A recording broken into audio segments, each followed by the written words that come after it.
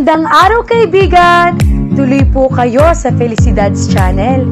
Sa mga kwento ng buhay at pag-ibig na hinalukay sa natatagong baul ni Felicidad. Pero bago po tayo magpatuloy, huwag niyo pong kalilimutan na i-like ang video, i-subscribe ang channel, at i-click ang notification bell para lagi kayong updated sa mga parating pa na upload.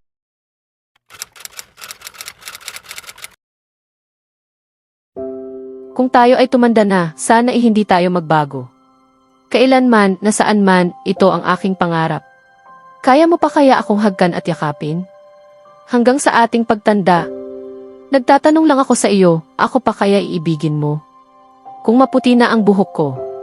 Habang tumutugtog ang tanyag na kantang original Filipino music na iyon, ipinapakita sa video ang mga kuhang prenup ng isang magkasintahan sa rooftop garden ng isang ospital. Ang kakaiba sa dalawa ay ang kanilang make-up, sinadya itong gawin upang magmukha silang matatanda. Sa halip na magmukhang 27 taong gulang, gaya ng kanilang tunay na edad, para silang nasa 80 taong gulang na. Pagdating ng araw, ang iyong buhok ay puputi na rin. Sabay tayong mangangarap ng nakaraan nating dalawa. Ang mga sandaling lumipas ay muli nating babalikan. Ipaalala ko sa iyo ang aking pangako, na ang pag-ibig ko ay laging para sa iyo. Kahit maputi na ang buhok ko. Ang mga sumunod na kuha sa gitna ng video ay kinunan sa loob mismo ng ospital, kung saan ang mga doktor at nurse ang nagsilbing mga saksi sa kanilang kasal. Nakasuot ng wedding gown ang babae at tuksedo naman ang lalaki.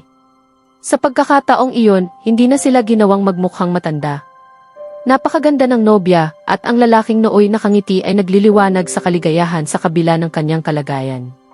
Nakahiga sa kama ng ospital ang lalaki, halatang napakahina na ng katawan, habang hawak ng babaeng umiiyak ang kamay ng kanyang nobyo.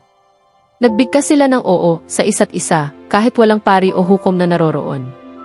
Lahat ng nasa paligid nila ay hindi napigilang umiyak. Isa itong tanawing napakaganda, ngunit labis na masakit sa damdamin. At ang sumunod na eksena ang tuluyang dumurog sa puso ng milyon-milyong Pilipino, pumikit ang lalaki at hindi na muling nagising. Walang bakas ng emosyon sa mukha ni Taz habang pinapanood ang video sa YouTube na mayroon ng halos 3 milyong panonood, 11 buwan matapos itong may upload. Tahimik niyang binasa ang caption ng nag-upload. Mock wedding ni Odi Suarez at Pluto Sarmiento. Isang pag-ibig na lumampas sa kamatayan. Pluto, ikaw ay aming mamimiss. Odi, manatiling matatag. Sa pagkakaalam ni Taz, pumanaw dahil sa leukemia ang lalaking si Pluto nang hindi sila tuluyang naikasal ng kanyang nobyang si Odi. Ayon sa mga ulat, balak talaga nilang magpakasal sa kabila ng nalalaman nilang nalalapit na ang kamatayan ni Pluto. Subalit hindi umabot ang hukom na magkakasal sana sa kanila sapagkat biglaang bumagsak ang kalagayan ng katawan ni Pluto kahit nakatakda pa ang kasal kinabukasan. Marahil ay naramdaman na nina Pluto at Odi ang mangyayari kaya't pinili na lamang nilang ipahayag ang kanilang sumpaan sa isa't isa. Gaya ng isang gasgas na tagpo sa pelikula, ilang minuto lamang matapos ang kanilang oo, umanaw si Pluto sa mga bisig ni Odi. At dito isinilang ang isang bagong sensasyon sa YouTube. Humikab si Taz. Parang paulit-ulit ko na itong nakita, malamig niyang wika. Napakatalas mo naman, umiling na sagot ng kaibigan niyang si Oreo, nakasabay niyang nanonood ng video. Nakakadurog talaga ng puso ang kwento ng pag-ibig nila. Lumingon si Taz kay Oreo at napansing namumula ang mga mata nito habang paulit-ulit na sumisinga sa tissue. Napasimangot siya. Hindi niya inakalang ganoon kadaling maantig ang damdamin ng palaging antukin niyang kaibigan. Hindi ko talaga maintindihan kung bakit hanggang ngayon ay patok pa rin ang video na ito, anya. Sa bawat minuto may namamatay, may nawawalan ng asawa o kasintahan. Itinuro ni Oreo ang mga inirerekomendang video sa gilid ng screen, pawang mga video ni na Pluto at Odi. Iyon ay dahil sikat na talaga sila bago pa ang lahat. Sumikat ang tea house ni Odi, isang clothing line, dahil sa mga couple at statement shirts na binebenta nito. Sa tuwing may bagong disenyo, gumagawa sila ni Pluto ng maikling pelikula para ipromote ang mga t-shirt. Samantala, si Pluto naman ay may-ari ng isang resto bar at part-time model. Kaya bago pa man ang trahedya, marami na ang nakakakilala sa kanila. Dahil sa matatamis nilang video, naging paborito silang magkasintahan sa internet. At nang mangyari ang trahedya, lubos na nadurog ang puso ng kanilang mga tagahanga.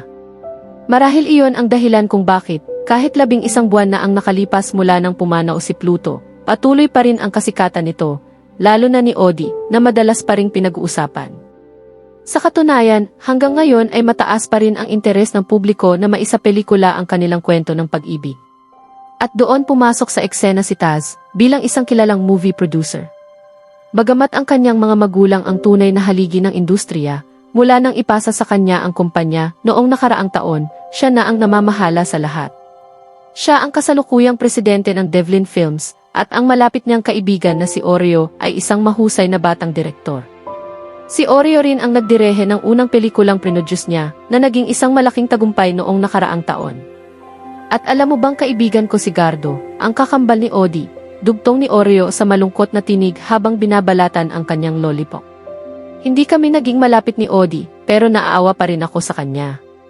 Nasubaybayan ko rin kahit paano ang pagmamahalan nila ni Pluto. Kitang-kita kung gaano siya lumaban kahit hindi siya ang may sakit.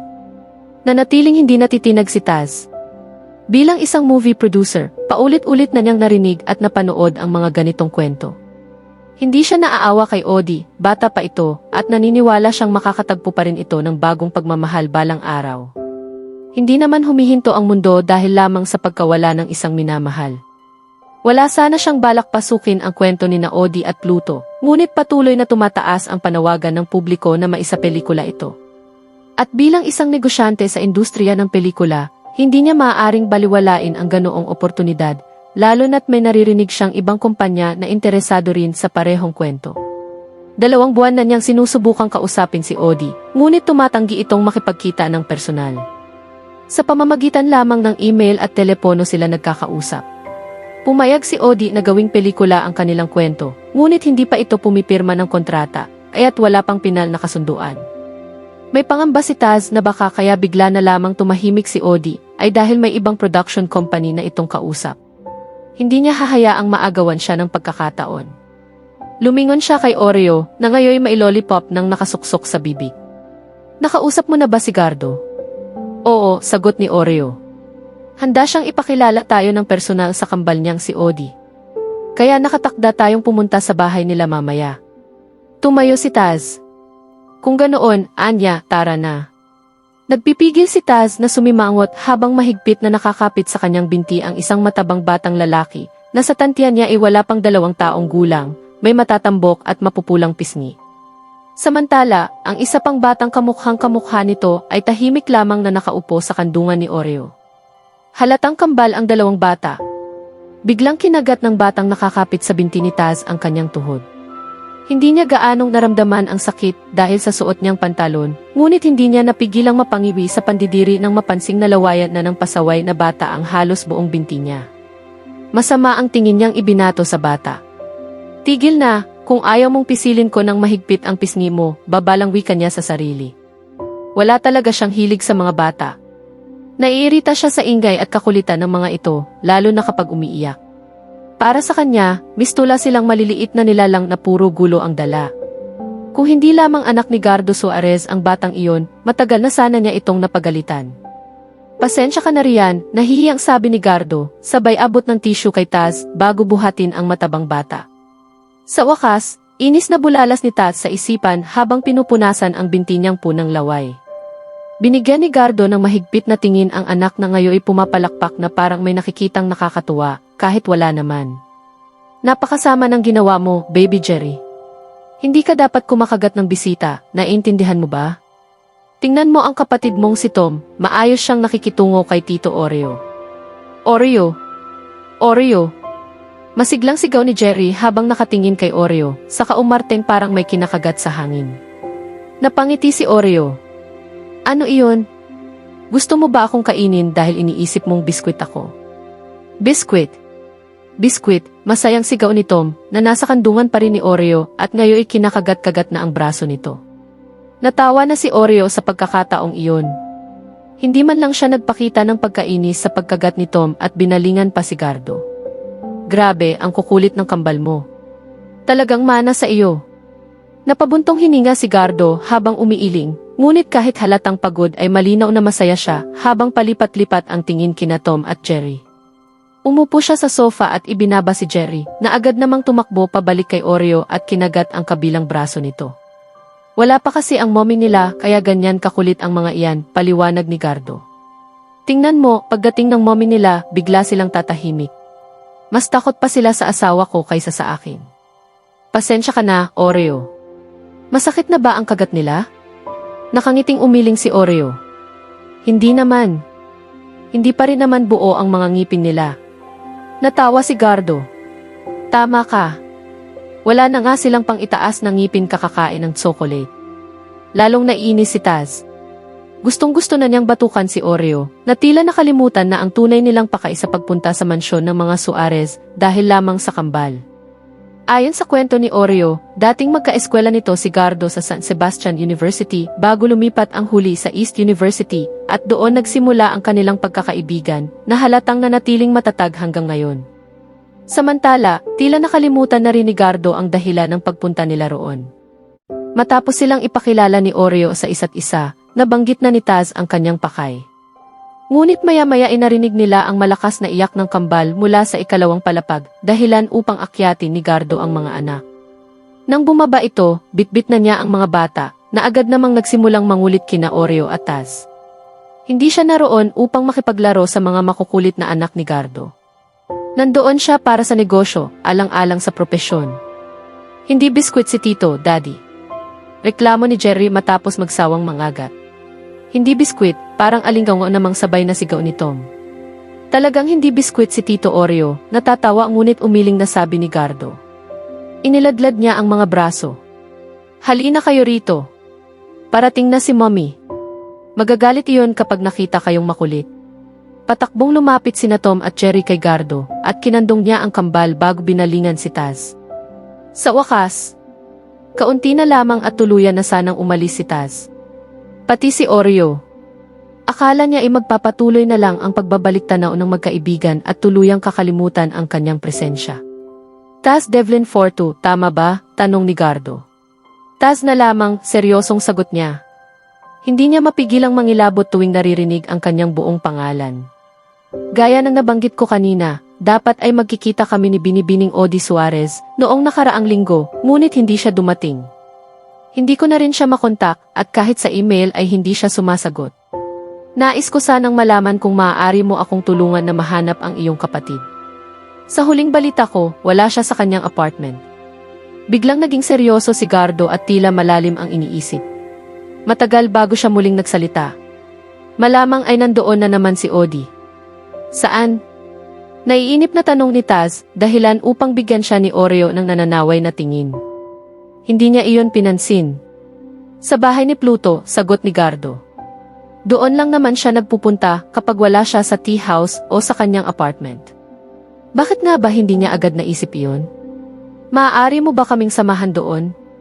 Bakas ang pag-aalinlangan sa mukha ni Gardo.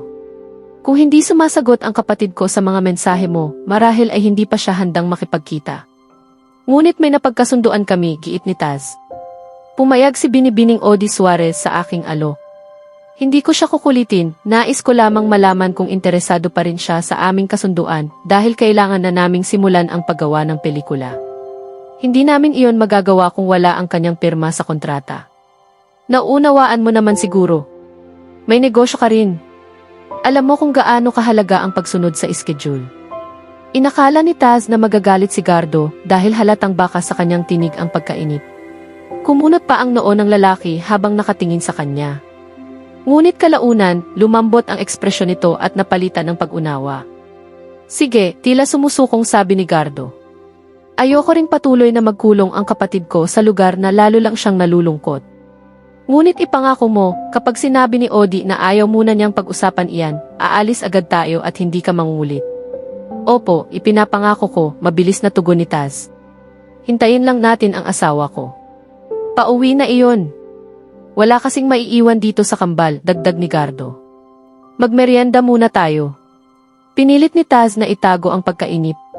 Uminom siya ng inihandang juice, ngunit hindi ginalaw ang blueberry cheesecake. Samantala, nagsimulang magkwentuhan sina Gardo at Oreo. Kahit paminsan-minsan ay nakikisali siya, malayo pa rin ang kanyang isip. Ayon sa research team ni Taz, Isang taon na nagsama sa iisang bubong sina Odie at Pluto bago kinailangang maospital ang lalaki. Hindi niya inakalang hanggang ngayon ay doon pa rin nagtatago si Odie. Hindi rin niya naisip na posible pa ring hindi nakakausad si Odie sa kanyang buhay. 11 buwan na ang lumipas. Sa kanyang palagay, dapat ay nagsisimula na itong bumangon at iwan ang masasakit na alaala. Naputol ang kanyang pagninilay nang marinig ang tunog ng paparating na sasakyan. "Mommy!" Sabay na sigaw ni na Tom at Jerry, sa kapatakbong sinalubong ang magandang babaeng kakapasok pa lamang. Hindi napigilan ni Taz ang pagkamangha. Napakaganda ni Snooki Suarez, kaakit-akit at elegante, kahit ina na ng 2 bata. Hindi halata sa kanya ang pagiging isang ina. Hindi siya interesado sa asawa ng iba, ngunit hindi niya maiwasang pahalagahan ang kagandahan nito. Nakangiting sinalubong ni Gardo ang asawa at hinalikan ito. "Hello, mahal. Natagalan ka yata sa pamimili?" Napakaraming tao sa pamilihan, pagod na sagot ni Snooki, bago binalingan sina Taz at Oreo. "Ay, may bisita pala tayo." "Magandang araw, Snooki," bati ni Oreo. "Magandang araw din," sagot nito, saka hinarap si Taz. "Kilala kita. Ikaw si Taz Devlin Forto ng Devlin Films, tama? Nabanggit ka ni Odie noong nakaraang buwan. Sinisimulan na ba ninyo ang pelikula?" "Hindi pa po hanggat hindi pumipirma si Binibining Odie sa kontrata," formal na sagot ni Taz. "Ah, ganoon ba?" tugon ni Snooki. "Sa totoo lang, mahal, pupunta muna kami kay Odie ngayon," paliwanag ni Gardo. "Babalik din agad ako. Ikaw muna ang bahala sa kambal." Tumango si Snooki. "Sige, mag-ingat kayo." "Mahal kita." "Mahal din kita," sagot ni Gardo. "Huwag kang pumikit o magpakita ng pagkainis," mariing bili ni Taz sa sarili. Mabuti na lamang at nagyaya na si Gardo na umalis. Palabas na sana sila nang biglang marinig ang sigaw ng kambal. "Daddy, Mommy, dugo." Paglingon ni Taz ay nakita niyang nakatayo si Snooki sa may hagdan, nakakapit sa railings, habang may dugong umaagos sa kanyang mga binti. Kita sa kanyang mukha ang matinding sakit at hawak niya ang kanyang puson. Hindi pa man nakakahinga ng maayos si Taz, sa gulat ay tumakbo na si Gardo palapit sa asawa, na biglang nawala ng malay. Nakatayo si Taz sa harap ng isang malaking bahay. Iyon ang address na ibinigay sa kanya ni Gardo kanina. 6:00 na ng gabi nang makarating siya roon. Mag-isa na lamang siyang nagtungo kay Odie, dahil sa insidenteng naganap, dinugo si Snooki kaya agad nila itong isinugod sa ospital. Matapos masiguro ng mga doktor na ligtas na ang babae at ang sanggol na dinadala nito sa sinapupunan, saka pa lamang nakausap ni Taz si Gardo. Hindi naging mapilit si Taz habang nasa ospital. Ni minsan ay hindi niya nabanggit ang tungkol sa naudlot nilang lakad, sapagkat kahit pamayabang siya sa paningin ng marami, batid niyang mas mahalaga ang pamilya kaysa trabaho. Si Gardo mismo ang nagkusang magbigay sa kanya ng address ni Odie at humingi pa ng paumanhin dahil hindi na raw siya makakasama. Inabot din nito kay Taz ang duplicate key ng bahay. Ayon kay Gardo, ipinagawa niya ang duplicate key ng bahay ni Pluto dahil noong mga unang buwan matapos mamatay ang lalaki ay nagkukulong si Odie sa bahay na iyon. Kinailangan daw niya ang susi sapagkat may mga pagkakataong sa pilitan niyang inuuwi ang kapatid upang maalagaan ito nila ng kanilang ina. Nitong mga nakaraang panahon lamang daw naging mas kalmado si Odie, kaya hinahayaan na nila itong bumisita muli sa bahay ni Pluto. Gayunpaman, hiniling ni Gardo kay Taz na silipin ang kapatid nito, sakaling hindi siya pagbuksan, at iwi kung makita niyang muli itong umiiyak mag-isa. "Muntik ko nang sabihin na hindi ako tagapagbantay ng bata," naisa loob ni Taz kanina. Ngunit pinili niyang manahimik sapagkat may mahalaga siyang pakay kay Odie. Hindi rin nakasama si Oreo sa kanya sapagkat nagpaiwan ang kaibigan upang bantayan ang kambal. Hindi pinapayagan ang mga bata sa loob ng ospital hanggat hindi na ililipat si Snooki mula sa emergency room patungo sa pribadong kwarto. Nang umalis si Taz, inaayos pa lamang ang silid na lilipatan ng babae. Hindi rin maiwan ni Gardo ang asawa at hindi pa dumarating ang iba nilang kaanak. Kaya nagpasya si Taz na mauna nang umalis. Maayos naman na ang lahat. Tumingala siya sa bahay. Madilim ang kabuuan nito at wari walang katao-tao. Subalit may isang bintanang mailiwanag sa loob. Marahil ay naroon si Odie. "Palaging ang mga babae ang lumalapit sa akin, hindi kailanman ako ang naghahabol." Naiinis niyang bulong sa sarili habang nakatitig sa bintana na sa isipan niya ay wari mukha ni Odie. Ilang ulit na rin niyang napanood ang mga video ng dalaga, kaya pamilyar siya sa itsura nito. Hindi ka naman ganoon kaganda, dagdag pa niya sa sarili. Maganda si Odie, ngunit hindi sapat ang kagandahang iyon upang masiyahan si Taz sa tinatawag na paghahabol. Pinakaayaw niya sa lahat ang mga babaeng may mabigat na dalang emosyonal na sugat. Kung hindi lamang para sa kanyang kumpanya, hinding-hindi siya lalapit kay Odie Suarez. Batid niyang nagluluksa pa ang babae at hindi niya gusto ang makipag-ugnayan sa mga taong balot ng kalungkutan. Mas gusto niya ang mga babaeng matapang, iyong may ninga sa mga mata kapag tumitingin sa kanya, lalo na sa mga sandaling sila'y magkasama. Tulad ng apoy na nakikita niya ngayon. Sandali! Nanlaki ang mga mata ni Taz nang mapagtantong hindi ilaw ang nagmumula sa bintana, kundi apoy. Naalala niya ang sinabi ni Gardo kanina, na madalas magkulong si Odie sa isang silid, kaya walang pag-aalinlangang tumakbo siya papasok ng bahay. Mabilis niyang ginamit ang susi na ipinahiram sa kanya. Hindi pa umaabot sa sala ang apoy, ngunit damanan niya ang kapal ng usok. Sinundan niya ang amoy hanggang sa ikalawang palapag, kung saan natagpuan niya ang silid na pinagmumulan ng usok. Mula sa siwang sa ilalim ng pinto ay bumubulwak ang makapal na usok.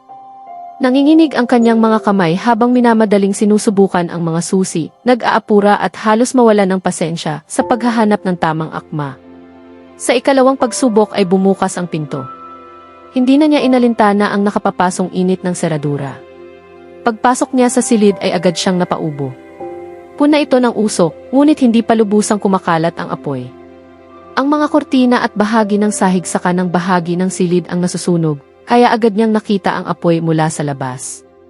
Mabilis niyang inikot ang paningin sa buong kwarto at doon niya nakita ang isang babaeng mahimbing na natutulog sa kama. Saglit siyang naparalisa. Para siyang nakakita ng isang anghel na natutulog sa gitna ng impyerno. Napakapayapa at napakaganda ng mukha ni Odie habang suot ang puting bestida. Wala siyang kamalay-malay sa panganib na unti-unting lumalamon sa paligid niya. Habang nakatitig si Taz sa mala-anghel na mukha ng dalaga, may matinding damdaming umusbong sa kanyang dibdib, isang di maipaliwanag na pagnanais na protektahan ito. Nang matauhan, mabilis niyang nilapitan si Odie at nyugyug sa balikat. Hindi siya makapagsalita, hirap na siyang huminga dahil sa usok. Kaagad niyang napagtantong nag-aaksaya lamang siya ng oras. Kailangan na nilang makalabas, agad. Walang pag-aatubili, binuhat ni Taz si Odie at buong lakas na tumakbo palabas ng bahay. Pinapanood ni Taz ang isang video ni Odie sa kanyang cellphone habang hinihintay ang mga papeles para sa kanyang paglabas ng ospital. Nagtamo siya ng first-degree burn sa kamay matapos mapaso sa init ng seradura ng nasusunog na silid. Ayon sa doktor na tumingin sa kanya kanina, tuluyan iyong gagaling pagkalipas ng 5 araw. Nanatili muna siya sa isang pribadong kwarto na siya mismo ang nagpabook dahil ayaw niya sa ward. Masyado raw kasing matao at maingay doon. Ikaw lang, sapat na, natatawang sabi ni Odie sa video habang inaakbayan si Pluto na tumatawa rin. Lumingon ang dalaga sa nobyo. Sabihin mo rin iyon, mahal. Ikaw lang. Natatawang panimula ni Pluto, ngunit hindi niya iyon natapos. Sa halip, itinuro niya ang suot na itim na t-shirt na may nakasulat na, ikaw lang sapat na. Diyos ko, hindi ko man lang mabasa ang nakasulat sa damit na ito, pabirong reklamo nito. Napagtanto ni Taz na scripted lamang ang mga linya ni Pluto nang biglang sumulpot sa video ang kambal na sina Tom at Jerry habang pinupunit ang Manila Piper na nagsilbing gabay ng kanilang mga linya. Mukhang marami pa sanang sasabihin ang magkasintahan, ngunit dahil sa pagdating ng kambal ay nauwi na lamang sa tawanan ang lahat. Ngayon lamang napansin ni Taz ang tunay na ganda ni Odie. Noong napanood niya ang video ng kasal nito kay Pluto, labis ang lungkot ng dalaga at kapansin-pansing payat, halatang may mabigat na pasanin sa damdamin. Ngunit sa video na pinapanood niya ngayon, masigla at masaya si Odie. Matatambok at mapupula ang mga pisngi nito at malinaw ang kislap ng buhay sa mga mata. Kanina naman, ang Odie na nakita niya ay may kakaibang kapayapaan sa mukha. Napakaganda niya, namamanghang pagtatanto ni Taz sa isipan. Ngunit agad din niyang sinaway ang sarili. Taz Devlin Fortu, tigilan mo iyan. Para kang hindi pa nakakakita ng magandang babae. Taz. Naputol ang kanyang pagninilay nang dumating si Oreo. Umupo ito sa tabi niya at bahagyang tumango. Kumusta si Odie? Napabuntong hininga si Oreo, halatang pagod na pagod. Maayos na siya. Nailipat na rin siya sa pribadong kwarto. Ikaw naman, kumusta ka? Ipinakita ni Taz ang kanang kamay na bahagyang namumula pa rin. Nagkaroon ako ng first-degree burn. Pero hindi naman malala, parang sunburn lang. Maswerte kayo ni Odie, sabi ni Oreo habang umuuga ang ulo. Hindi pa kalat ang apoy nang dumating ka, kaya agad kayong nakalabas at kaunti lang ang naging pinsala. Kung nahuli ka pa ng 1 minuto, mas malala sana ang nangyari. Huminga siya ng malalim. Ayaw ko ang araw na ito. Una, dinugo si Snooki. Mabuti na lang at ligtas siya at ang sanggol niya. Pagkatapos, nagkaroon pa ng sunog sa bahay ni Odie habang natutulog siya. Magpasalamat na lang tayo, sabi ni Taz, dahil sa huli, ligtas tayong lahat. Kumuha ng candy si Oreo mula sa bulsa ng pantalon, binalatan iyon at isinubo. Tama ka. Isa pa, kung kaya mo na, kakausapin ka raw ng mga pulis. Iniimbestigahan na rin ang sanhi ng sunog. Mabuti na lang at agad iyong naapula. Naalala ni Taz ang nangyari kanina. Paglabas niya ng bahay, buhat-buhat ang natutulog na si Odie, nagkukumpulan na pala ang mga kapitbahay. Napansin na rin ng mga ito ang sunog at agad tumawag ng mga bumbero. Ilang sandali lamang ay naapula na ang apoy. Hindi na siya nagtagal at isinugod agad si Odie sa ospital. Kahit anong gawin niya ay hindi magising ang dalaga, kaya't labis siyang nag-alala na baka marami itong nalanghap na usok. Dinala niya si Odie sa pinakamalapit na ospital, kung saan naroon din si Nagardo. Nang makita ng lalaki ang kapatid na walang malay, agad itong nataranta at inagaw ang kambal mula kay Taz bago tumakbo patungong emergency room.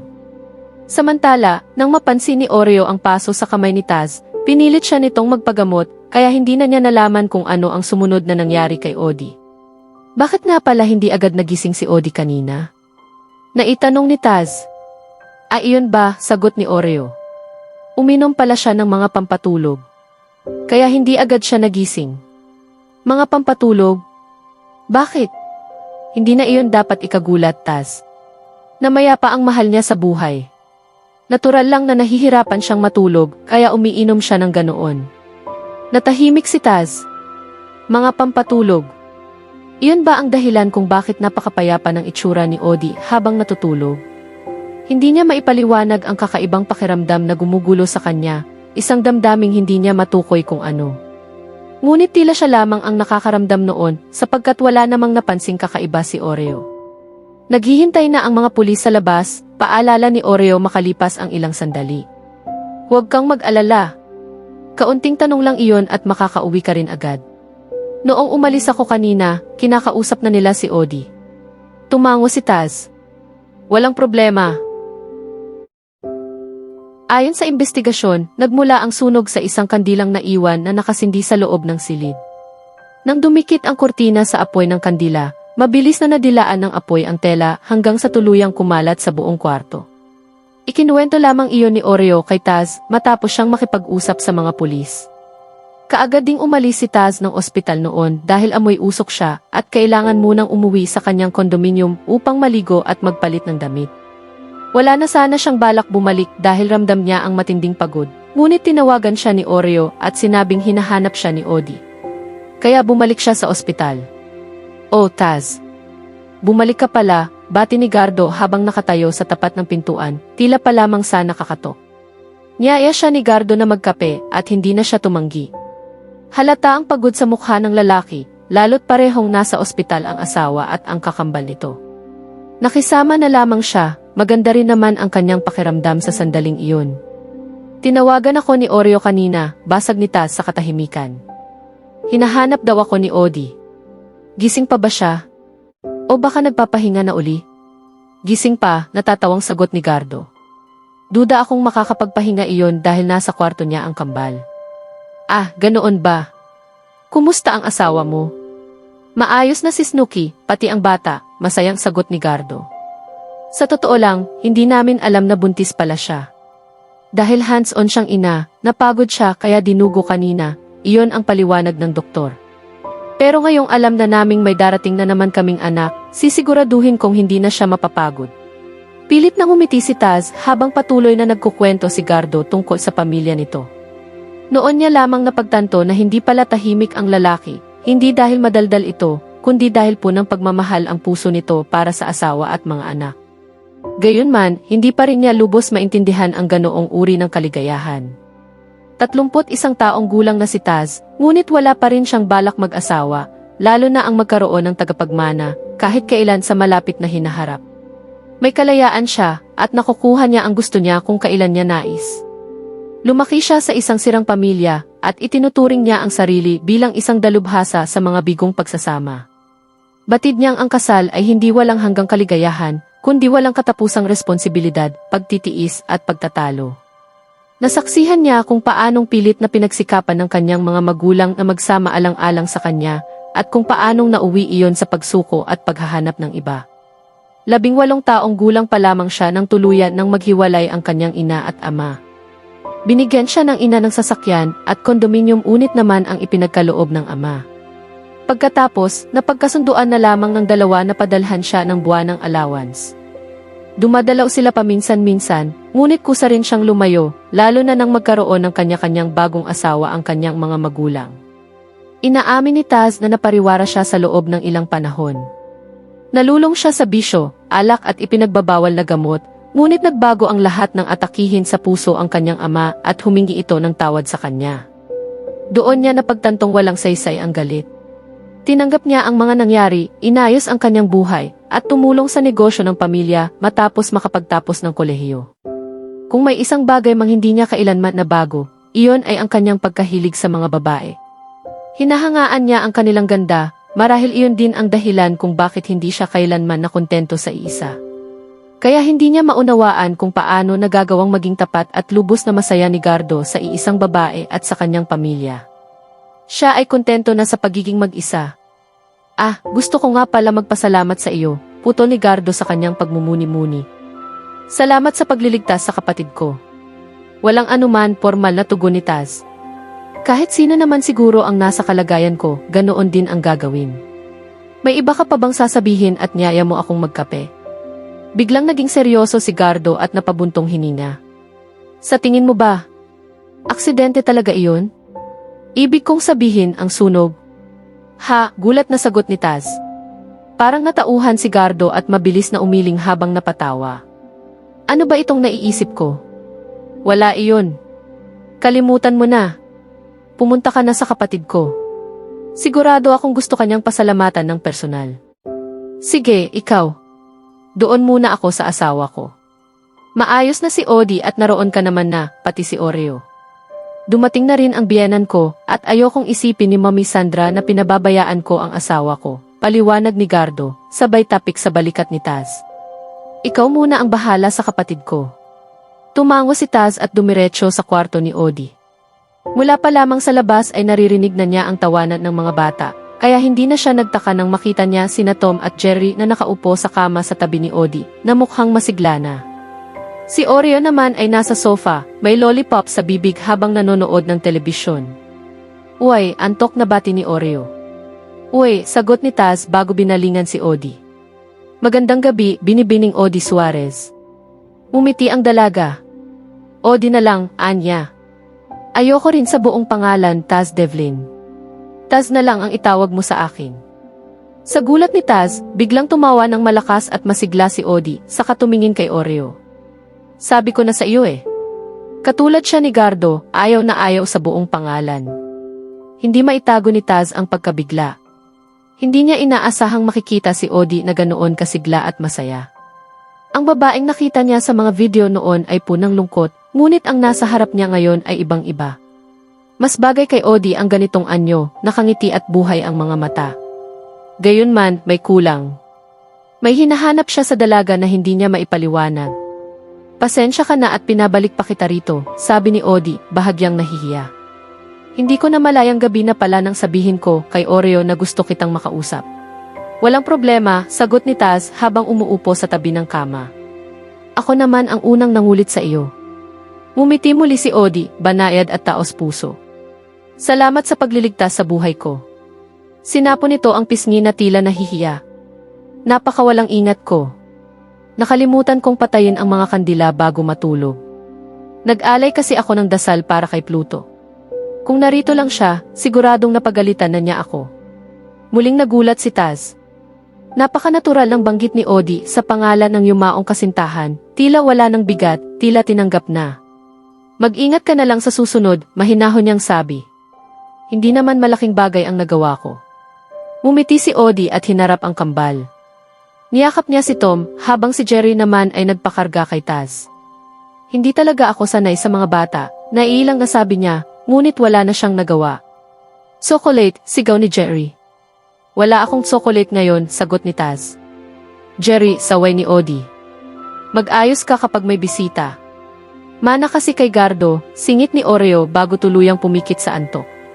Humingi ng paumanhin si Odi kay Taz. Pasensya ka na, lalo na kay Jerry.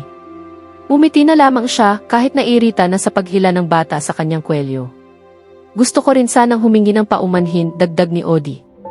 Hindi ako nakasagot sa mga email mo. Pero ngayon ay maaari na nating pag-usapan ang plano mong pelikula kung kailan ka maluwag. Ipagpaliban muna natin hanggang makalabas ka ng ospital, sagot ni Taz. Mahalaga ang kalusugan mo. Lalong lumiwanag ang ngiti ni Odi. Napakabuti mo. Salamat, Taz. Muling nagulat si Taz. Biglang. Naging maayos sa pandinig ang kanyang pangalan. At iyon ang mas ikinagulat niya. Hinihintay ni Taz si Odi na nagtungo sa comfort room. Balak na niyang magpaalam sapagkat kailangan na rin niyang umuwi.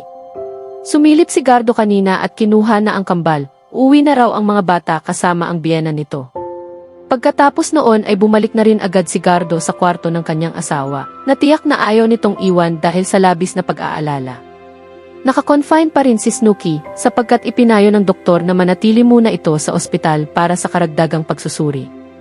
Ayon sa doktor, sensitibo ang pagbubuntis ni Snooki sa pagkakataong ito. Nagulat si Taz nang lumabas si Odi mula sa banyo, nakapagpalit na ito ng t-shirt at pantalon. Sandali. Aalis ka na? Gulat niyang tanong. Tumango si Odi at umupo sa kama upang isuot ang mga medyas. Taz, maaari ba akong humingi ng pabor? Oo naman, mabilis na sagot ni Taz, biglang nagising ang diwa. Ngayon lamang siya nakakita ng babaeng walang kaarte-arteng nagsusuot ng medyas sa harap niya. Hindi naman siya nagrereklamo, napansin pa nga niyang maganda ang mga paa ni Odi. Tama na, Taz Devlin Fortu. Para kang masyadong mapagmasid, saway niya sa sarili. Maaari mo bang ipakiusap sa mga nurse ang mga papeles para sa paglabas ko? Tanong ni Odi. Alas 10 na ng gabi.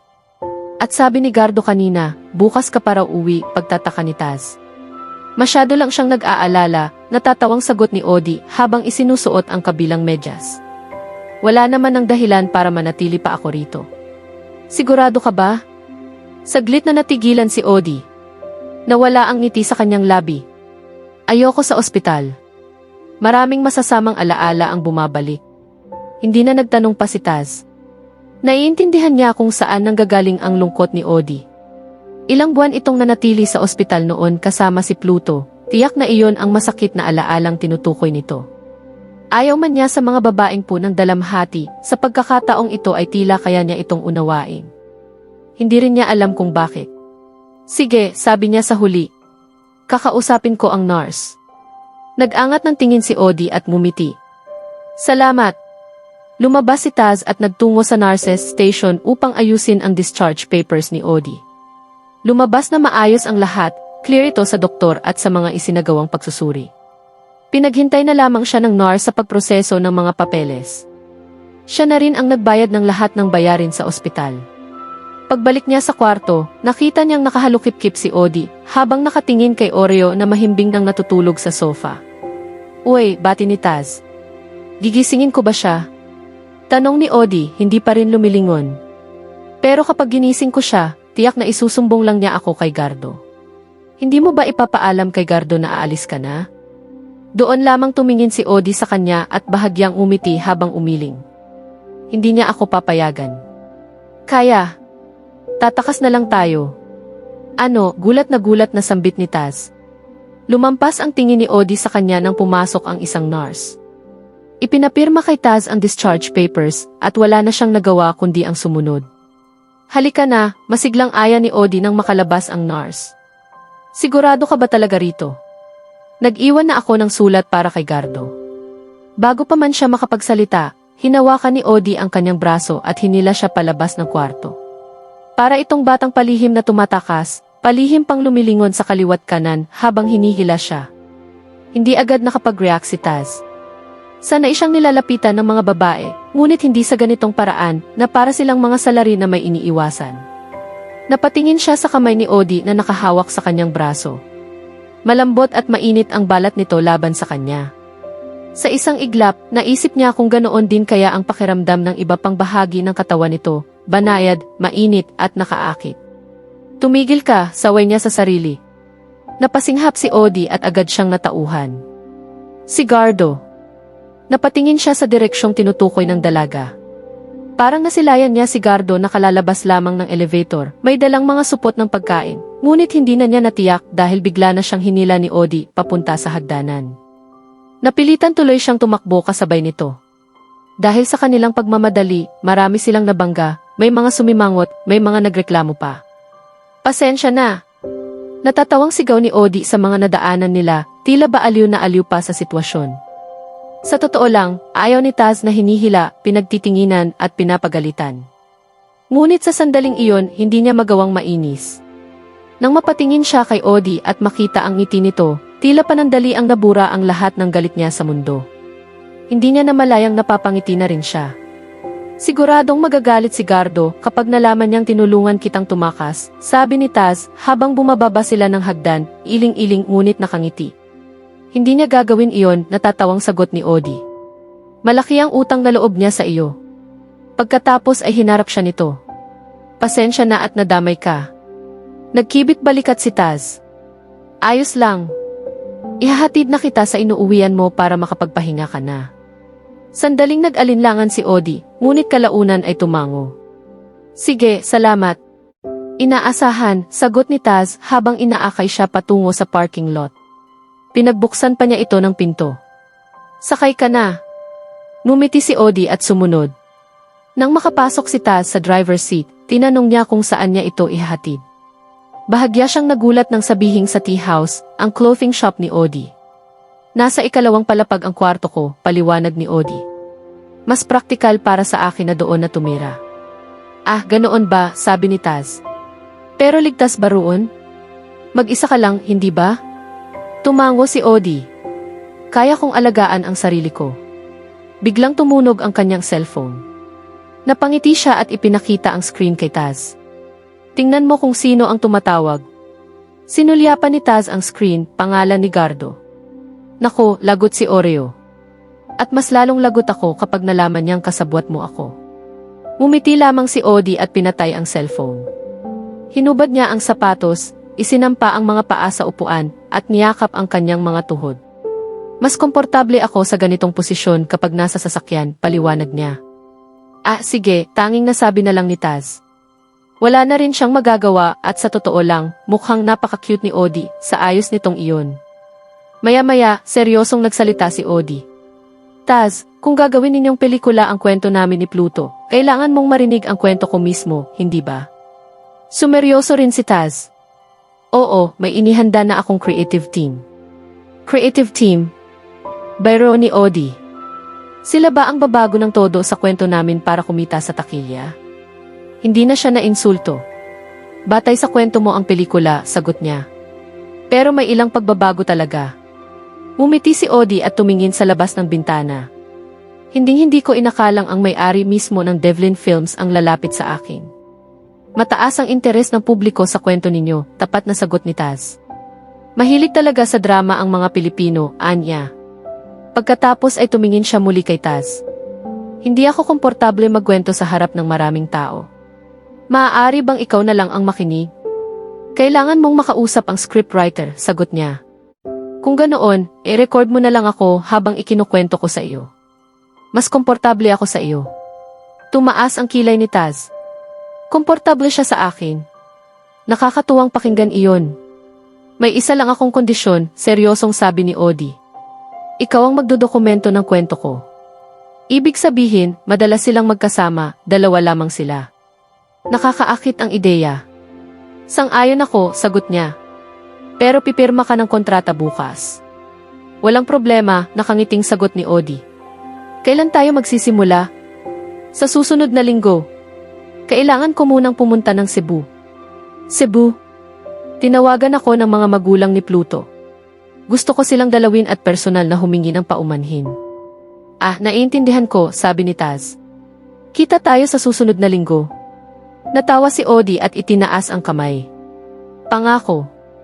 Hindi na ako magtatago. Itinuon ni Taz ang kamera sa magandang mukha ni Odi habang nagpipinta siya ng mural sa dingding. Naroon sila ngayon sa East University, ang universidad noon ng dalaga at lugar kung saan daw nito nakilala si Pluto. Naipagpaalam na nila sa presidente ng universidad ang ginagawa nila, kaya may permiso ang pagpasok at pagkuha nila ng video roon. Gaya ng ipinangako ni Odi, bumalik nga ito 1 linggo matapos ang huli nilang pagkikita. Ang dalaga pa mismo ang tumawag sa kanya. Nagkapirmahan na sila ng kontrata, kaya ngayon ay tumutupad naman si Taz sa kondisyon ng dalaga. Ido-document niya ang journey ni Odi habang ikinukwento ang mahahalagang sandali sa buhay nito at ni Pluto noon. Hindi alam ni Taz kung bakit gusto ni Odi na i-document niya ang pagkukwento nito, pero hindi na siya nagreklamo dahil gusto na niyang mapabilis ang task niya nang makapagsimula na rin ang staff niya sa totoong trabaho. Hindi kasi pwedeng simulan ang pelikula hanggang wala pang materyales na gagawin. Sa ngayon, ang casting director pa lang niya ang pinapagalaw niya para kausapin ang mga napipisil niyang artista na gaganap bilang Odi at Pluto. Siyempre, ito ay may pahintulot ni Odi. Pero nang sabihin niya sa dalaga kung sino ang naiisip niyang babagay na artista dito, natawa lang si Odi at sinabing wala itong pakialam kahit sino pa ang gaganap, kaya siya na raw ang bahala sa pagpili. Pabor na sa kanya iyon dahil ayaw rin naman niyang ikinokonsulta sa ibang tao ang desisyon niya bilang movie producer. Natigil lang sa pagmumuni-muni si Taz nang lumingon si Odi sa kamera. May tilamsik ng pintura sa mga pisngi at baba nito. At ang kanyang buhok ay itinali sa isang cute at magulong buwan na lalo pang nagbigay diin sa hugis puso niyang mukha. Hindi ka ba magtatanong, nagtatakang tanong ni Odi. Ibinaba ni Taz ang kamera para makita mismo niya sa mga mata si Odi. Magtatanong ng alin? Namaywang ang dalaga at bumungis-ngis. Dapat ako ang tinatanong mo. Halimbawa, kung ano ang kahalagahan ng paaralang ito para sa amin ni Pluto. Interviewin mo ako. Mas komportable kasi akong magkwento kapag tinatanong ako. Okay sige, bumalik si Taz sa pagkuha ng video kay Odi. So ano ang kahalagahan ng paaralang ito sa inyo ni Pluto? Natawa si Odi, pero habang tumatawa ito ay nag-iwas ito ng tingin habang tinatakpan ng braso ang ibabang bahagi ng mukha nito. Ginaya mo naman yung tanong ko, Sinabi ko na sa'yo, hindi ako ang tamang tao para dito. Lalo lang natawa si Odi. Wala itong kaide-ideya kung paanong naapektuhan na si Taz dahil sa simpleng tunog ng tawa nito. Hindi nakatulong na namumula ang kanyang mga pisnging may dimples tuwing tumatawa siya, kaya lalo siyang naging kaakit-akit sa paningin niya. Bumuntong hininga si Odi, saka namaywang bago yumuko habang maluwang pa rin ang ngiti bago ito nag-angat ng tingin. Well, pareho kaming graduate ni Pluto ng East University. Kabatch sana namin si Gardo, pero nagloko yung kakambal ko kaya nasiparito. Anyway, dito kami unang nagkita ni Pluto. Iminuwestra ng dalaga ang pader na tinawag nitong Freedom Wall kanina. Eksaktong sa lugar na ito. Paano? Curious na tanong ni Taz. Nagsisimula na siyang maging interesado sa kwento ni Odi dahil ngayon lang niya nakitang may kislap sa mga mata nito. Marahil ay muling binabalikan niya ang masasaya niyang alaala kasama si Pluto. Fine Arts ang kurso ko noong college. Madalas akong nagpipaint ng kung ano-ano sa pader na iyan, nakangiting pagkukwento ni Odi habang nakatingin sa pader. Mainit at banayad ang kanyang mga mata. Isang beses, nakita ko si Pluto na kinukunan ng litrato ang dingding na ipininta ko. At iyon ay pag-ibig sa unang tingin. Hindi niya napigilang mapang-uyam na tumawa. Pag-ibig sa unang tingin? Seryoso ka? Humarap si Odi sa kamera at pabirong pinaningkitan siya ng mga mata. Pag-ibig sa unang tingin. Giit niya. Pero napabungis-ngis din siya sa huli. Pagkatapos, huminga siya ng may pangarap ng ngiti at muling hinarap ang dingding. Gustong-gusto ko kung paano niya tinitingnan ang mural ko na para bang ito ang pinakamagandang likhang sining sa buong mundo. Ano ang nangyari pagkatapos noon? Muli, humarap si Odi sa kamera.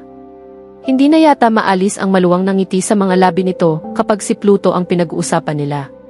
Pagkatapos ng araw na iyon, sinubukan kong hanapin si Pluto sa buong university, pero hindi ako sinuwerte. Kaya iginuhit ko ang mukha niya sa bawat dingding na kaya kong pinturahan. Nanawagan ako sa mga schoolmate namin na sabihin sa akin kung may nakakakilala sa lalaking ipininta ko. Hanggang sa isang hapon, may grupo ng kalalakihan na lumapit sa akin. Hila-hila si Pluto na kinakantyawan nilang magpakilala sa akin. Siyempre, kinilig naman ako. Kaya lang, ang lakas mambasag ng trip ni Pluto. Sinabihan ba naman ako na ginulo ko ang tahimik niyang buhay? Tapos nag-walk out pa. Pinagtawanan tuloy ako ng schoolmates namin. Nakakahiya talaga. Muli, naapektuhan si Taz sa pagtawa ni Odie.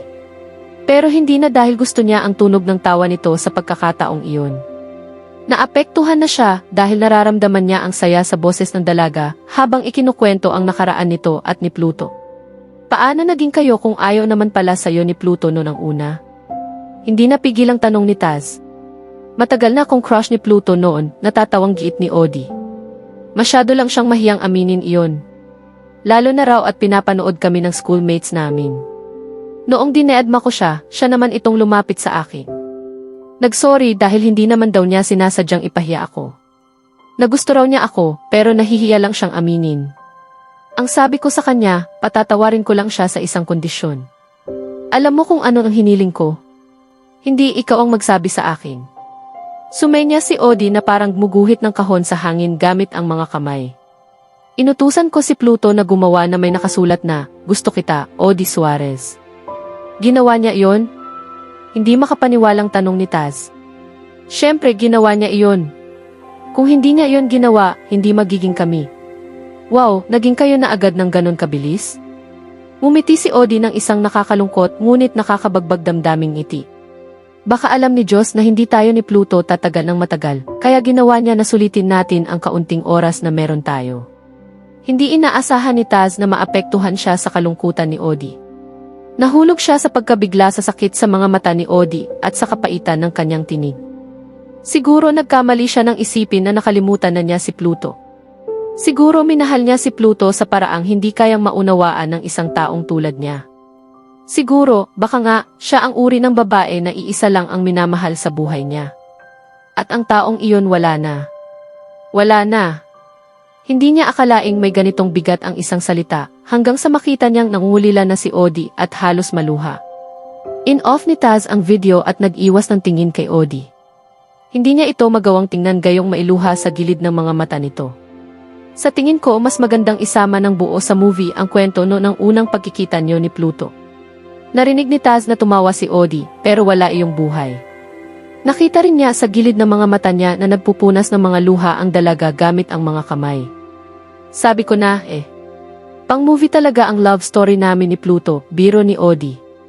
Naglakas loob si Taz na muling harapin si Odie. Nakahinga siya ng maluwag nang makitang natauhan na ito at nawala na ang sakit sa mga mata. O mas tamang sabihing na itago na nito ang nararamdaman.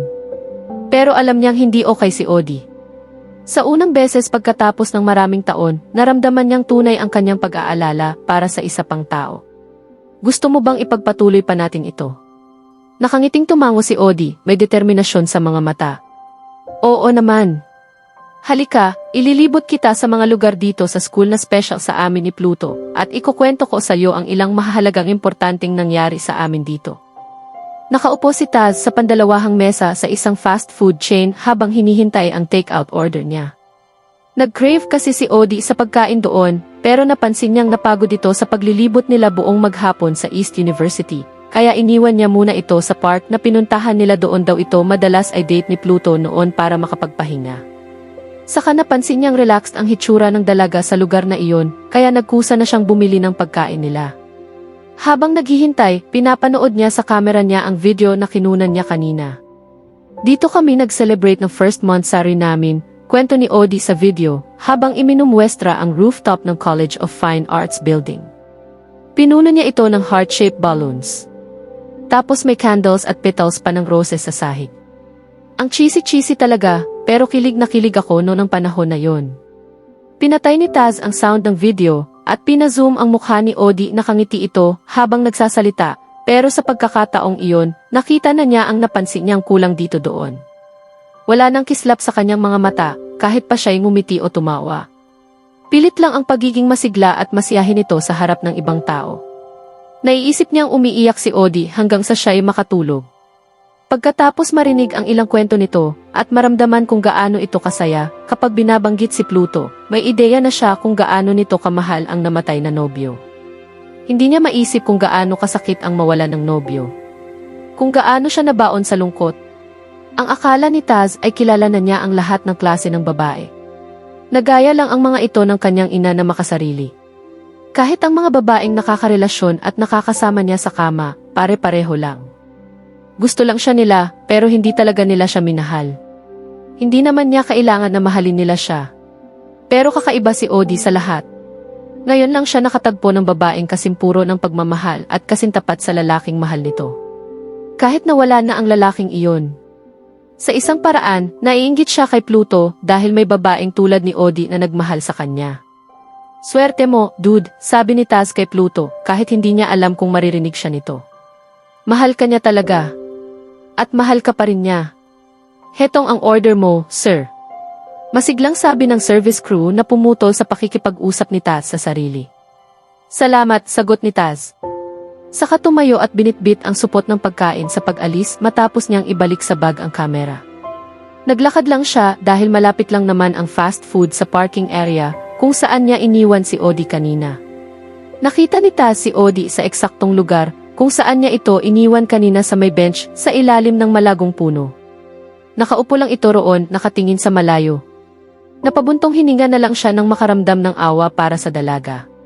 Paano siya makakangiti kung siya'y nasasaktan pa rin? Leon ang bagay na hindi niya maintindihan sa mga babae.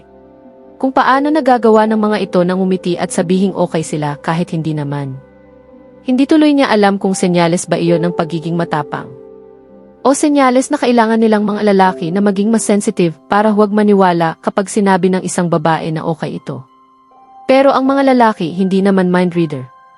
Kaya paano ba naman malalaman ng isang lalaki na tulad niya ang nasa isip ng isang babae kung hindi naman niya sasabihin ng diretsyo? Namomroblema si Taz dahil hindi niya alam kung paano papakiramdaman si Odie. Sa buong panahong iyon, akala niya ay maayos na siya. Na nakalimot na siya at nakapag-move on na. Pero kanina, nakita niyang hindi pa ito okay. Tinutubuan tuloy siya ng konsyensya. Hindi niya naisip na sa pagpilit niya kay Odie na isa pelikula ang kwento nito at ni Pluto ay ibinabalik niya rito ang mga alaalang siguro ay gusto ng kalimutan ng dalaga. Pero hindi naman siya papayag na gawin ito kung hindi pa niya kaya, depensa niya sa sarili. Baka sobra lang akong nag-iisip. Naglalakad na si Taz palapit kay Odie nang napansin niyang kumilos ito at may kung anong tinitingnan. Bago pa niya makita kung ano iyon, napansin niyang pumulot ng bato sa may paanan nito ang dalaga, saka iyon hinagis sa kung ano. Nanlaki ang mga mata niya nang makitang may malaking aso na galit na umuungol pala ang malapit kay Odie. Kung hindi siya nagkakamali, askal iyon. At muli, nagulat siya nang batuhin ng dalaga ang aso. Sa pagkakataong iyon, tumahol ng malakas ang malaking aso at tumakbo papunta kay Odie na mukhang hindi na nakakilos sa kinaupuan dala siguro ng takot. Odie ang aso. Binitawan ni Taz ang bag at supot na bitbit at tumakbo para ipagitan ang sarili mula kay Odie at sa malaking aso.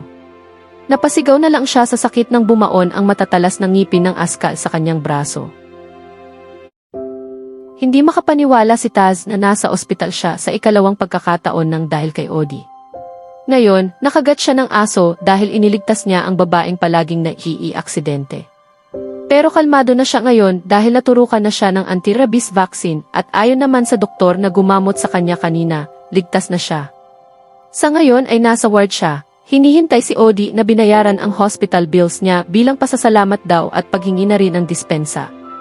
Hindi niya gusto na ang babae ang gumagastos para sa kanya, pero nawalan na siya ng lakas para makipagtalo pagkatapos na nangyari kaya hinayaan na niya ang dalaga. Taz? Tawag ni Odie. Nalingunan ni Taz si Odie na tila nag-aalangang lumapit sa kanya. Hiyang-hiya siguro ito dahil sa nangyari. Pinilit niyang humiti para mahikayat siyang lumapit. Hey Odie. Okay na ba? Pwede na ba akong lumabas ng ospital? Doon lang lumapit sa kanya si Odie. Makikita sa kanyang mga mata ang pagsisisi. Oo, clear ka na for discharge.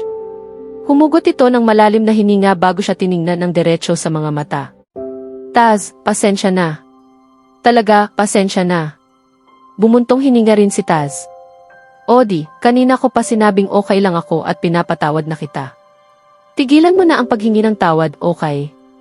Nakakaramdam ako ng pagsisisi. Bakit mo pa nga binato ang aso? Alam mo bang magwawala ang isang animal group kapag nalaman nila ang ginawa mong iyon? Napapiksi si Odi, saka nag-iwas ng tingin. Natakot kasi ako nang makita kong umuungol yung aso. Akala ko atakihin niya ako, kaya binato ko siya para paalisin. Tinitigan ni Taz si Odi. Kung sa bagay, sa laki ng asong iyon, hindi niya masisisi si Odi kung natakot man ito. At siguro, walang alam si Odi sa mga aso kaya nataranta ang dalaga. Sa susunod, wag nang maghagis ng kahit ano sa mga aso. Kung natatakot ka, wag mong ipahalata. Basta kalmado ka lang dapat habang naglalakad. Huwag kang tatakbo dahil lalo ka lang nilang hahabulin. Tumango si Odi, hindi pa rin makatingin sa kanya. Okay, salamat. Marahil ay nakakaramdam ng pagkakasala si Odi at hindi maiwasan ni Taz na isipin na nakakatuwa iyon. Napangiti siya dahil natutuwa siyang makita ang dalagang nag-aalala sa kanya. Huwag kang magsisi, Odi. Ako naman itong nagkusang iligtas ka. Hindi naman kita sinisisi sa nangyari. Nag-angat ng tingin si Odi. May takot sa mga mata nito. Mamamatay ka ba dahil sa rabies? Lumuwang ang ngiti ni Taz. Hindi, ano ka ba? Naturukan na ako ng bakuna, kaya ayos na at parang bago ulit. Bumakas ang pagkadismaya sa mukha ni Odi at pabulong na tinanong, hindi ba nakamamatay ang rabies? Nawala ang ngiti ni Taz. Gusto mo ba akong mamatay? Tila natauhan naman si Odi. Nanlaki ang mga mata nito saka mabilis at mariing umiling. Hindi naman yon ang ibig kong sabihin. Nag-alala lang ako na baka malala yung rabies at baka mamatay ka dahil sa akin. Pasensya na sa nasabi ko. Akala niya gusto ni Odi na mamatay siya sa rabies. Siguro ay natakot talaga ito sa nangyari kanina, kaya natataranta pa rin ito hanggang ngayon at kung ano-ano na ang nasasabi. Tara na. Ihahatid na kita sa inyo para makapagpahinga ka na. Paano ang interview? Ituloy na lang natin bukas, sabi na lang niya, sabay gawa ng mental note sa isip na i-cancel ang meeting niya bukas. Ngayon lang may babaeng nagmaneho para kay Taz. Sa ordinaryong okasyon, hindi siya papayag sa ganoong setup. Pero mapilit si Odi.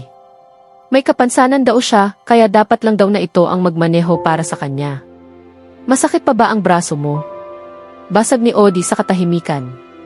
Tiningnan ni Taz ang braso niyang may benda. Hindi na masakit. Sabi ko na sa'yo, wala kang dapat ipag-alala. Sinulyapan siya saglit ni Odi bago ito muling bumaling sa daan. Pero nahuli niya ang pagngiti nito. Parang hindi ka komportable, Tasmania. Nagkibit balikat siya. Hindi ako sanay na pinagmamaneho ng babae. Talaga? Kahit injured ka? Kapag hindi ako makapag-drive, sumasakay ako sa taxi. Hindi ako pumapayag na ipagmaneho ng babae. Sexist ka ba?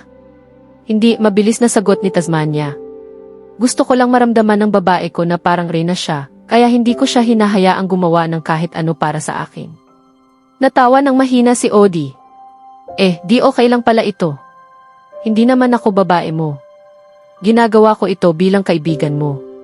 Kumunot ang noo ni Taz. Ipinuwesto ba siya ng babaeng ito sa friend zone?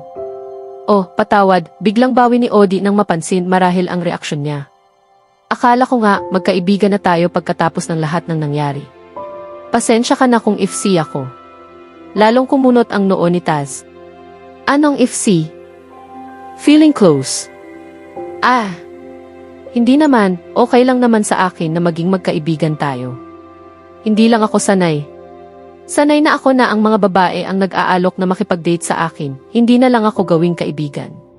Kinagat ni Odi ang ibabang labi na parang nagpipigil tumawa.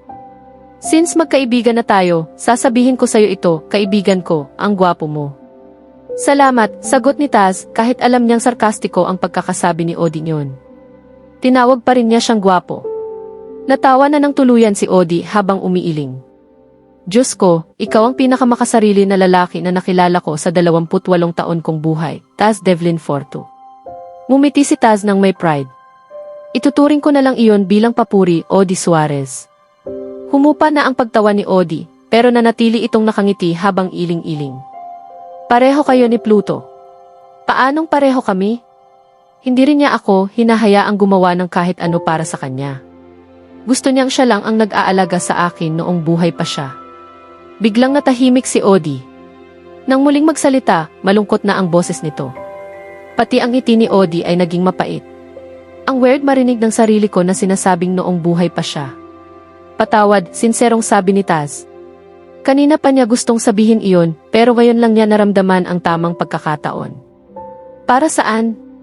Para sa pagpapaalala sa iyo ng lahat ng bagay. Mukhang naintindihan naman ni Odie ang ibig niyang sabihin dahil umiling ito, malamlam ang mga mata habang nakatingin sa daan. Naalala ko siya palagi. Bawat sandali kasama siya. Bawat salitang sinabi niya. Bawat alaala na ginawa namin. Tumingin sa labas ng bintana si Taz. Hindi siya mahilig makisimpatya sa ibang tao. Pero tuwing kasama niya si Odie, hindi niya maiwasang hindi maramdaman ang lungkot at sakit nito. Napakalinaw at napakatindi ng kanyang damdamin, halos malasahan niya ang lungkot sa tinig niya at ang paghihirap sa kanyang mga mata. Huwag kang magsisi, Taz. Pagpapatuloy ni Odie. Huwag mong isipin na pinapaalala mo sa akin ang memories namin ni Pluto dahil wala naman akong balak kalimutan ang mga iyon. Bakit ko gustong kalimutan ang nag-iisang bagay na naiwan ko pa sa kanya? May mga alaala na nakakapture sa pictures. May mga alaala naman na sa kwento na lang mabubuhay. Kaya gusto kong makapture muli ang mga iyon. Kaya nakiusap ako sa iyo na i-document ang journey ko habang binabalikan ko ang nakaraan namin ni Pluto. Sa ganitong paraan, hindi ko makakalimutan. Win-win situation ito para sa ating dalawa. Makukuha mo ang materials para sa kwento mo at maidadokumento ko ang aking journey. Nilingon ni Taz si Odie. Nararamdaman niya ang pagnanais na hawakan siya upang tiyakin na talaga siyang umiiral. Dahil hindi niya maiisip na may babaeng kayang magmahal ng isang lalaki ng ganito kalalim kahit nawala na siya. Mabuti na lang at hindi napapansin ni Odie na nakatitig siya rito dahil nasa labas ng bintana ang atensyon ng dalaga habang nakahinto sila dahil sa traffic light. May baha sa labas. Umulan pala kanina. Siguro, distracted na sagot ni Taz, nakatitig pa rin kay Odie. Bigla siyang nagtanong sa sarili kung ano ang maaari niyang gawin para mapatingin siya sa kanya. Para tumingin siya sa kanya at tunay na makita siya. Mukha kasing si Pluto ang nakikita at makikita ng dalaga. Nakakalungkot dahil hindi na babalik si Pluto at ayaw niyang malungkot siya habang buhay. Nilingan ni Odie si Taz, may munting kislap sa mga mata. Pwede ba tayong huminto saglit? Ha, bakit? Sandali lang ito, nakangiting sabi ni Odie, saka tinabi ang sasakyan sa gilid ng kalsada. Pagkatapos ay dumukwang ito at kinuha sa backseat ang backpack nito. Pagkatapos, kumuha siya ng malinis na papel mula sa kanyang bag. Gagawa lang ako ng bangkang papel. Para saan? Basta. Inabutan siya nito ng bond paper.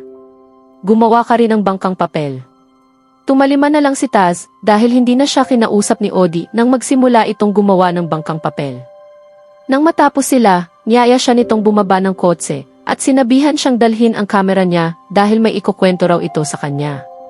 Pagbaba nila ng kotse, naglakad si Odie at lumusong sa hanggang talampakang baha, pagkatapos ay ipinaanod nito sa maruming tubig ang dalawang bangkang papel.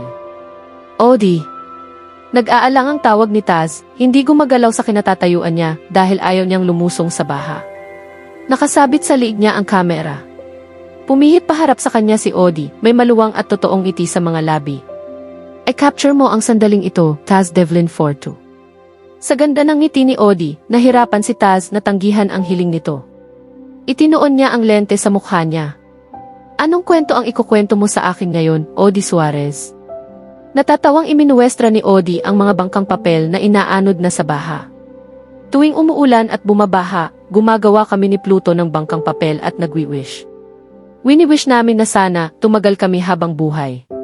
Pero sa tingin ko, hindi sapat yung bangkang papel na nagawa namin kaya hindi natupad ang wish namin.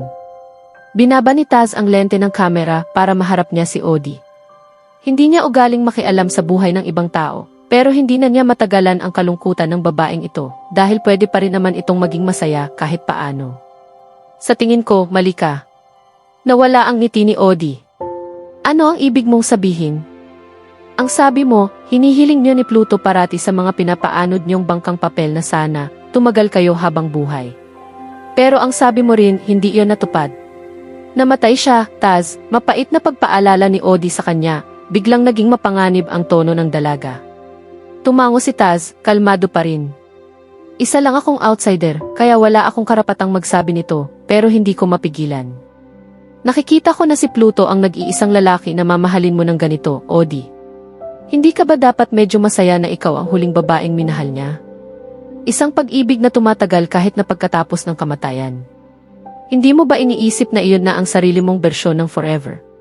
Dumaan ang galit sa mga mata ni Odi dahil marahil sa panghihimasok ni Taz sa buhay nito. Pero mabilis din iyong napalitan ng pangunawa. Pagkatapos ay kumalma ito. Natahimik. At sa huli, natawa ng may kaunting buhay. Ang sarili nating bersyon ng forever. Isang pag-ibig na tumatagal kahit pagkatapos ng kamatayan? Nangingiting tanong ni Odi. Tinakpan ito ng likod ng mga kamay ang mukha. Salamat sa mga magagandang salitang iyon, Tasmania. Salamat. May tumama kay Tasmania ng husto sa kanyang damdamin. Bigla rin siyang nakaramdam ng hiya dahil iyon ang unang pagkakataon na naramdaman niya ang sinserong pasasalamat ng isang tao sa kanya. Napakamot tuloy siya ng kilay. Walang problema. Umiiyak ba si Odi? Hindi sigurado ni Taz dahil sa pagitan ng magkapatong ng mga kamay ng dalaga sa mukha nito, nakita niyang nakangiti ito. Lalong hindi niya alam kung luha ba ang nakita niyang likido sa mga pisngi nito dahil bumagsak na ang malalaking patak ng ulan. Tumingala si Taz at noon lang niya napansin ang malaking dilim sa kalangitan. Pero ang totoo, tumingala lang siya dahil hindi niya kayang tingnan si Odi ng mga sandaling iyon. Tara na Odi. Umuulan na uli. Sa susunod na kabanata, mas malalalim ang koneksyon ni Taz at Odi habang binabalikan nila ang mga alaala nila ni Pluto gamit ang bangkang papel at iba pang simbolo ng kanilang nakaraan. Kasabay nito, haharapin nila ang emosyonal na bigat ng pagkawala at matututunan kung paano maging mas bukas sa isa't isa ang kanilang damdamin. Kaya abangan natin,